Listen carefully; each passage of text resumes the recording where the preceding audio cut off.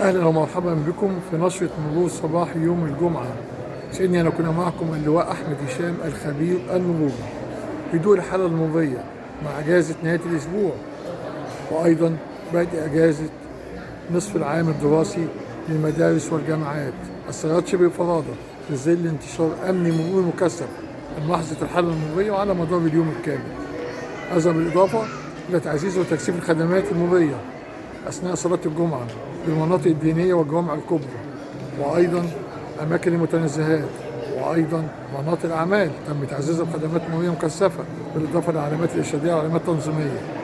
تنسيق تام ومستمر على مدار اليوم الكامل من غرفة عمليات الإدارة العامة للمرور ووقف عمليات إدارة المرور محافظات القاهرة الكبرى لمتابعة خطوط السير السريعة الصحراوية والزراعية.